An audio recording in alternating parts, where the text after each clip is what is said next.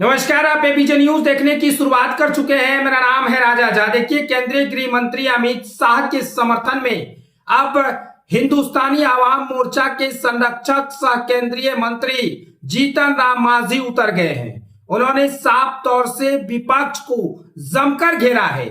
देखिए, अमित शाह सदन में संविधान की बातों को लेकर चर्चा चल रही थी। इसी बीच बाबा साहब भीमराव अंबेडकर को लेकर टिप्पणी किए। इसके बाद यूं कहें तो पूरा देश में विपक्ष के लोग सड़क से लेकर सदन तक अमित शाह से माफी मांगने के लिए कह रहे हैं। इसी बीच अब जीतन राम मांझी अमित शाह के समर्थन में खड़े हो गए हैं और आज उन्होंने अपने नई दिल्ली आवास पर मीडिया से संबोधित करते हुए साफ तौर से विपक्ष पर भड़कते हुए नजर आए हैं। और जिस तरह से कल लोकसभा के कार्रवाई के बाहर, सदन के बाहर जिस तरह से जो ड्रामा देखने को मिला, जो धक्का मुक्की की तस्वीर सामने आई, इस पर भी जीतन राम मांझी खूब बोलते हुए नजर आए हैं। जीतन राम मांझी ने नई दिल्ली अपने आवास पर मीडिया से बात करते हुए कहा है, विपक्ष की वजह से जिस तरह की अप्रिय घटना संसद में घटी है वो संसदीय इतिहास में पहली बार हुआ है, जब दो सांसद को हॉस्पिटलाइज होना पड़ा।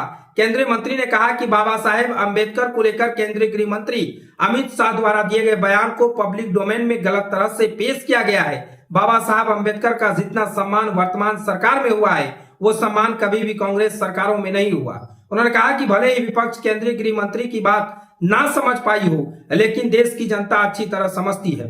मांझी ने देश के पहले प्रधानमंत्री जवाहरलाल नेहरू को आरक्षण विरोधी बताते हुए कहा कि अगर उनके द्वारा संविधान सभा में की गई आरक्षण विरोधी बातों को अमल में लाया जाता तो आज देश में कोई भी पिछड़ा और गरीब आगे नहीं बढ़ पाता। उन्होंने कहा कि नेहरू ने अंबेडकर को चुनाव हराने वाले को महामंडित किया, जो इस बात को दर्शाता है कि कांग्रेस कभी भी बाबा साहेब के विचारों से इत्तेफाक नहीं रखती थी। केंद्रीय मंत्री ने कहा कि यह बाबा साहब अंबेडकर ही थी जिनके वजह से आज देश के हर पिछड़े और गरीब को आगे बढ़ने का मौका मिला। उन्होंने कहा कि बाबा साहब ने देश को दुनिया का सबसे अच्छा संविधान दिया, जिसकी वजह से आज देश के हर शख्स को समान रूप से आगे बढ़ने का अवसर मिल रहा है। उन्होंने कहा कि यह केवल विधि के ज्ञाता नहीं बल्कि वो हर क्षेत्र के जानकार थे। इतना ही नहीं, जिस तरह से कल सदन के बाहर धक्का मुक्की हुई, बीजेपी के दो सांसद हॉस्पिटल में एडमिट हुए, राहुल गांधी पर बीजेपी ने एफआईआर दर्ज करवाया, कई कहें तो बड़े बड़े आरोप लगे हैं, कई धाराओं लगाया गया है। इन तमाम चीजों पर जीतन राम मांझी ने साफ तौर से कहा कि आज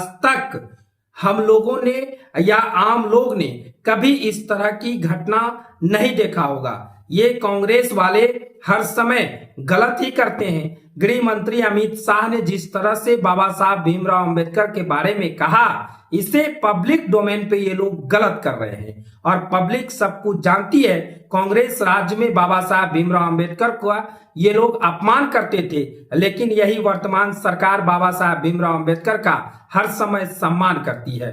बाबा साहब भीमराव अंबेडकर के बारे में भी जीतन राम मांझी ने कहा कि उनके बदौलत ही आज गरीबों को सम्मान मिला है। तमाम तरह की बातें वो आज नई दिल्ली स्थित अपने आवास पर कहा है और साफ तौर से केंद्रीय गृह मंत्री अमित शाह के समर्थन में जीतन राम मांझी खड़े हुए हैं और कहा है कि तोड़ मरोड़ कर विपक्ष राजनीति करना चाहती है। और जिस तरह से सदन में धक्का मुक्की की तस्वीरें सामने आई है, ये तस्वीर आज तक ना तो हम लोग देखे थे ना तो देश की जनता देखी थी। आज दो सांसद हॉस्पिटलाइज हैं, राहुल गांधी पर आरोप लगे, लेकिन कांग्रेस वाले चुप हैं। बाबा साहब भीमराव अंबेडकर को कौन अपमान किया है ये पूरे देश की जनता है। वर्तमान सरकार तो सम्मान देने की बात करती है।